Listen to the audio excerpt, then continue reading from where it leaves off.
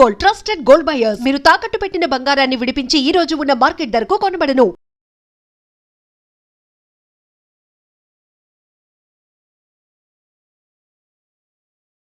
నమస్కారం, welcome to I dream. ధర్మ మార్గం విత్ విజిత కార్యక్రమానికి స్వాగతం.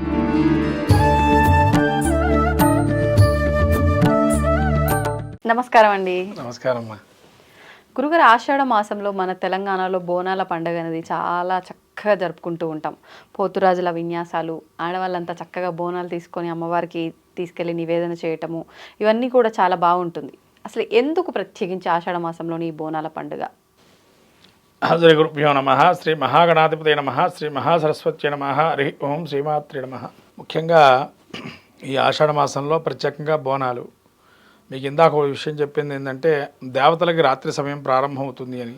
అవును. అంటే రాక్షసాది శక్తులు ఎక్కువగా పెళ్లి వీచి పైకి వచ్చేటువంటి సమయాన్ని రాత్రి సమయం అంటాం. అందుకని రాత్రిపూట ఎక్కువగా మనము ఈ రాక్షసులు తిరుగుతుంటారని కొన్ని నియమాలు ఉన్నాయి, కొన్నిటికి మనం చేయకుండా. ఇప్పుడు సంధ్యావందనం కూడా 8 తర్వాత మనం చెయ్యం, 8 వరకే చేస్తాం.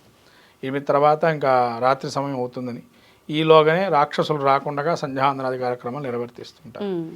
అంటే రాక్షసులు సంచరించే సమయాన్ని నిలవరించాలి అంటే శక్తి కావాలి మనకి. మరి ఆ శక్తిని ఎలా పొందాలి? ఆరాధన వల్ల పొందాలి. ఆరాధన అంటే అనేక రకాలు ఉన్నాయి మార్గాలు. జపము, తపము, హోమము, అనేక రకాల మార్గాలు ఉంటాయి. కానీ ఇక్కడ మన ఆచారంలో ఏంటంటే బోనము, అది దాన్ని జాతర అని అంటారు. ఇంకో విషయంలో చెప్పాలంటే మరి ఏంటంటే ఇక్కడ వరకే చేస్తున్నారు, బయట వాళ్ళు ఎవరు చెయ్యారా ఇటువంటివి అని అంటే అక్కడ కూడా చేస్తారు. కానీ వాళ్ళు ఏం చెప్తారు అక్కడ అంటే ఘటోత్సవము, లేదా కుంభాభిషేకమనో, లేకపోతే తిరునాళ్ళని, లేదా పండుగ అని ఒక సింపుల్ లాంగ్వేజ్లో మాట్లాడుకునే పదార్థాలుగా చెప్తారు అక్కడ. మనం ఇక్కడ జాతర అని చూకుంటాం.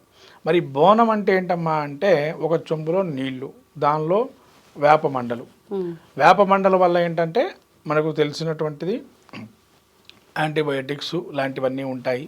అది వేయటం వల్ల ఎటువంటివి కూడా ఆ గాలి వల్ల సోకినా కూడా మనకు ఆరోగ్యవంతమైన గాలి ఉంటుందని, తద్వారా మనకు ఉండేటువంటి ఏమన్నా వ్యాధులు రాకుండా ఉండాలని చేస్తాం. ఈ యొక్క వేపాకు మండలు కట్టుకోవటం వల్ల ముఖ్యంగా మన ఇంట్లోకి శుభాన్ని మనం రాణిస్తాం. అంటే శక్తి ఉండాలి అంటే వేపాకు మండలను పెట్టాలి. దుష్టశక్తులు రాకుండా ఉంటుంది. కానీ మనం పసుపు గౌరవం చేస్తాం. పసుపు గౌరవం చేసి పసుపుని మళ్ళీ రాసుకుంటారు ముఖానికి. అలా రాసుకోవటం వల్ల ఏంటంటే మనకు ఉండేటువంటి ఏమన్నా అవయోగం ఉన్నా, లేకపోతే చర్మ సంబంధమైన కానీ ఏమన్నా ఉన్నా కూడా, మన మీద ఎవరైనా దృష్టి పెట్టినా కూడా అవన్నీ తొలగిపోతాయని పసుపు రాసుకొని ఆడవాళ్ళంతా కూడా వంగడుకొని స్నానం చేయటం చేస్తుంటారు. అందుకని అమ్మవారు గౌరమ్మ నుంచే వచ్చింది. ఇది మీరు చూసే ఉంటారు. గౌరమ్మని గణపతి తయారు చేయడానికి కూడా కారణం అదే అని చెప్పి.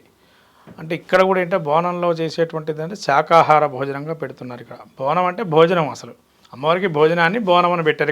ఇక్కడ ఆ మాట పలకటంలో బోనం అన్నారు. అసలు పదం భోజనం అనే దాని నుంచి బోనం అని వచ్చింది. అంటే ఇక్కడ భోజనం అంటే జనాల్ని మంచిగా సుభిక్షంగా, బోనం అన్నా కూడా అదే అర్థం. ఏంటంటే సుభిక్షంగా చూడటానికి ఇక్కడ వాళ్ళు పదనగా వాడారు. ఏదైనా కూడా పెరుగన్నము, నీళ్లు ఇది శాఖగా పోస్తారు. ఇక్కడ బొడ్రాయి అని చెప్పి ఒకటి ఉంటుంది అమ్మవారి ముందర. ఈ బొడ్రాయి యొక్క విశేషం ఏంటంటే ప్రాణము. అంటే ఒక గ్రామానికి ప్రాణం ఏంటి అంటే బొడ్రాయి. అంటే ఆ గ్రామం సుభిక్షంగా ఉండాలి, అంతా బాగుండాలి అంటే ఆ బొడ్రాయికి పూజ చేసేవాళ్ళు. ఒకప్పుడు కూడా మీరు అందరూ వినే ఉంటారు, అనేక సినిమాలలో కూడా బొడ్రాయి యొక్క మహత్యం ఎట్లా ఉంటుంది. అమ్మవారి సినిమాల్లో అనేక సినిమాల్లో బొడ్రాయి గురించి చాలా విశేషంగా చెప్పబడుతుంది. బొడ్రాయి అంటే శక్తిని నిక్షిప్తం చేసేటువంటి యంత్రం అది. అంటే ఏ దుష్ట శక్తిని కూడా మన గ్రామంలోకి రాకుండా ఉండడానికి, మనకి ఎటువంటి బాధలు ఉన్నా ఆ బాధలు తొలగింపజేయడానికి అక్కడికి వెళ్తాం. దాంతో పూర్వకాలంలో బలిహరణాలు ఇచ్చేటువంటి వారు. మరి బలిహరణాలు ఇప్పుడు కూడా కొన్ని ప్రాంతాల్లో ఇస్తున్నారు, కొన్ని ప్రాంతాల్లో ఇవ్వటం లేదు బలిహరణాలు. ఆ బలిహరణకు కూడా దేనికి అంటే అమ్మవారు ఈ రాక్షస శక్తిని నిలవరించాలి అంటే ఈ బలులు ఇవ్వటం వల్ల రాక్షస శక్తిని నిలవరించబడుతుంది. అంటే రక్తాన్ని తాగి ఇంకా గ్రామంలోకి రారు. అందుకని చెప్పి అక్కడ బలిహరణ ఇవ్వటంతో అమ్మవారు రాక్షసుల్ని అట్టే పెట్టించి ఆపేయడానికి ఇదొక ప్రయత్నపూర్వకంగా బలిహరణ. అట్లే మరి శాకాహారంగా ఉన్నాయి కదండి బలిహరణలు కూడా. అంటే శాకాహారం అంటే గుమ్మడికాయ ఉంది, తర్వాత మినప గుండ్లు ఉంటాయి. మినప గుండ్లు పెరుగు కలిపి పెడతారు, అదొక బలి అన్నం అంటారు, బలిహరణకు సంబంధించింది. తర్వాత గుమ్మడికాయ, నిమ్మకాయ, ఇవి కూడా బలిహరణకు సంబంధించినటువంటివి. ఇలా ఈ బోనం చేసేటువంటిది ఏంటంటే మనలోని శక్తిని ఉత్తేజితం చేసి మనలోని జడత్వాన్ని పోగొట్టి ఒక శక్తిని నిగ్రహ శక్తిని మేల్కొల్పటమే, జాగృతం చేయటం, కుండలిని శక్తి జాగృతం చేసి తపస్సుకి ముందరకెళ్ళటానికి ఒక మార్గమే ఈ యొక్క ఆషాఢ మాసం. అంటే ప్రతి మనిషి కూడా కొంత జపము, మూలాధార జపం చేయాలి. మూలాధార జపం చేయటం వల్ల యాక్టివేషన్ పవర్ వస్తుంది మనిషికి. యాక్టివేషన్ పవర్ వస్తే, దైవికమైన యాక్టివేషన్ పవర్ ఉంటే అన్ని పనులు తకటకా సాగిపోతుంటాయి. అది ఆషాఢ మాసంలో ప్రధానంగా చెప్పబడింది. ఈ ఆషాఢ మాసంలో మనం చేయాల్సింది ఏంటంటే, శక్తిని మనలో జాగృతం చేసుకుంటే ఆటోమేటిక్ ఒక్కొక్క పని నెరవేరుతూ ఉంటుంది. అంటే మనకు జ్ఞానంతో పాటు జపము, తపస్సు ఇవి చేయటం వల్ల మనకేం కలుగుతుంది, శక్తిని పొంది ఏ పన్నైనా సులువుగా సాధ్యం చేసుకునే అవకాశం ఉంటుంది. మీరు అన్నట్టు తెలంగాణలో బోనం చేయటం అంటే, ఇక్కడ ఆచారంగా బోనం చేయటం వల్ల మనొక ఆచారం మొదటి నుంచి వచ్చింది, ఇప్పుడేం కొత్త కాదు. కనీసంగా 400 ఏళ్ళ నుంచి కూడా మనం చేస్తున్నాము. అందులో మీకు తెలిసినటువంటి చరిత్ర కూడా ఉంది. ఉజ్జయిని మహంకాళి అమ్మవారు ఒక సిపాయి తెచ్చి చెక్క ముక్క విగ్రహాన్ని కూర్చోబెట్టారు. మనం అంటున్నాం రాయి విగ్రహం అని, అక్కడ చెక్క ముక్క విగ్రహంతో ఆరాధన చేసి ఆ అమ్మవారి యొక్క ప్రతిమను తయారు చేసి అక్కడ పెట్టారు. అలా ఆ విగ్రహానికి అంత శక్తి ఉందంటే, మనం ఎంత విధానంగా ఆరాధన చేస్తే ఆయన సిపాయి ఇప్పుడు మనం ఈ విధంగా ఉన్నాం. కాబట్టి ఏదైనా శక్తి ఆ శక్తిని మనం ఆరాధన చేయడానికి ఈ ఆషాఢ మాసంలో వ్యాధులు, భూమిని సంరక్షించబడాలని ఆరాధన చేస్తాం. తద్వారా మన మానవాళికి మంచి జరగాలని, వర్షాభావాలు కూడా అధికంగా పడకూడదని, మోయినంగా ఎంతవరకు కావాలో అంతవరకే ఇలా బోనం చేయటం వల్ల అమ్మవారికి శాంతింపజేస్తుంది, ఏమన్నా దుష్టశక్తులు రాకుండా చేస్తుంది, బోనం చేస్తాం. ఈ రంగం కూడా ఒకటి ఉంటుందమ్మ కార్యక్రమం. ఈ పోతరాజుల విన్యాసాలు ఏంటి అంటే, అమ్మవారిని దుష్టశక్తులు రాకుండా కాపాడేటట్టు వారు. వాళ్ళ దగ్గర ఒక పాశం ఉంటుంది. ఆ పాశం ఏంటంటే, దాంతో నిలవరిస్తుంటారు రాక్షస గణాదులు ఏమన్నా వచ్చినా. అంటే రాక్షస గణాలు ఎక్కడ ఉంటాయండి వాళ్ళ కాలంలో అమ్మవారి దగ్గర అని మీరు అడుగుతారు. మన గుణాలే రాక్షస గుణాలు.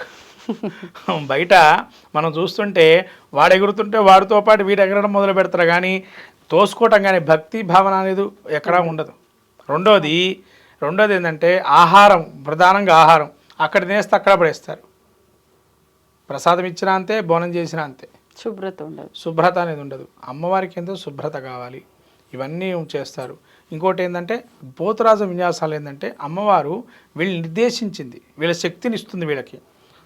ఈ శక్తి ఇచ్చి వాళ్ళ భటులుగా చూసి వాళ్ళు సంరక్షించబడతారు. అమ్మవారి ఆహారాన్ని, అమ్మవారి యొక్క ఏదైతే దేవాలయ ప్రాంగణం కావచ్చు, ఊరు పొలిమేర వరకు ఆ రాక్షసాది గణాలు ఆ పసుపు రాసుకోవటం వల్ల భయానికి దేవతలు ఉన్నారని చెప్పి రాక్షసులు రాకుండా ఉంటారు. అందుకని పసుపు రాసేసుకుంటారు మొత్తం బాడీ అంతా వాళ్ళు.